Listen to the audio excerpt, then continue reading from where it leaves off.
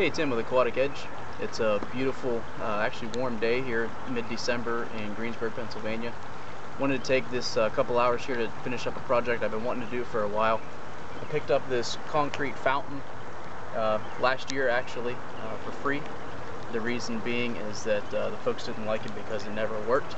The reason why it never works, and it's the reason why a lot of concrete standalone fountains don't work, is that they just don't hold enough water. All fountains are going to have some splash, some evaporation, and when they're only holding a few gallons of water, it doesn't take long for them to need to be topped off. So one way that we can fix that is by building a basin in the ground here to hold a lot of water, so that way we can have room for some evaporation, a little bit of splash, but rain will actually help us, and it's raining a little bit here today, but rain will actually help us to periodically fill this basin so we don't have to come out every few hours and top off the fountain. As this fountain sits here, the water would come up from the center hole, sort of dribble back down the sides, and there's a seam here where the water is supposed to go back inside of this little reservoir. This reservoir probably only holds maybe 3 gallons of water. This is such a small crack that the water would quickly spill out. This fountain here, I set it up and ran it. It was level. It would only run for maybe 15 minutes before it would start to lose water and the pump would start sucking air. So that's just not an enjoyable way to have a fountain run. So I'm going to take some time here and show you how we do it to set it up properly. What we're going to use is the small aqua basin from Aquascape. This is going to be under the ground. This fountain here will set on top. We'll have the plumbing coming up from underneath. It'll all be hidden. You're not going to see this at all when we're done, and we'll show you how.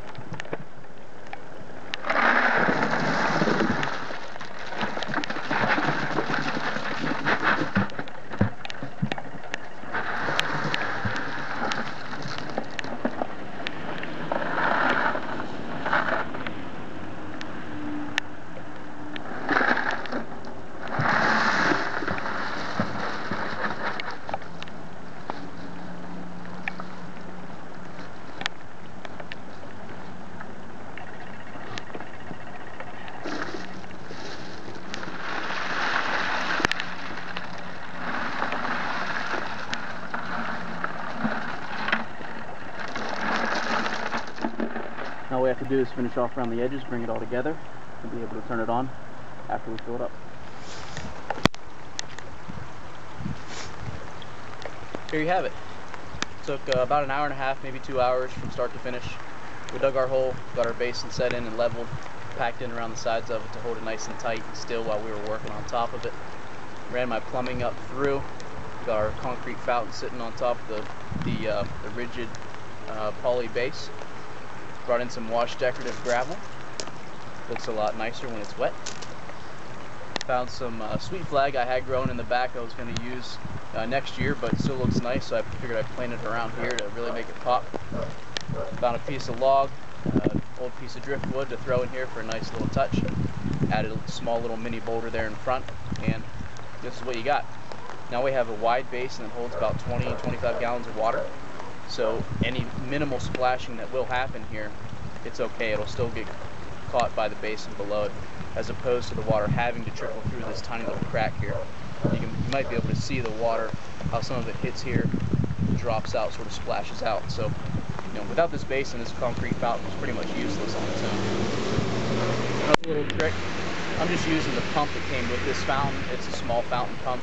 It's only going to produce a certain flow of water coming up through the discharge hole up here.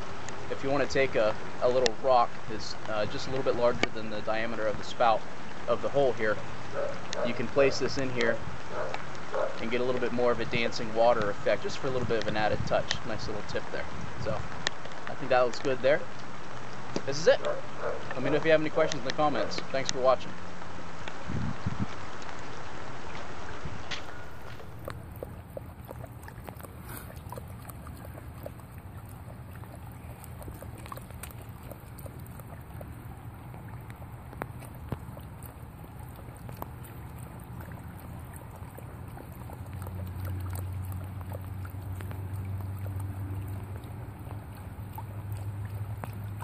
Is that good?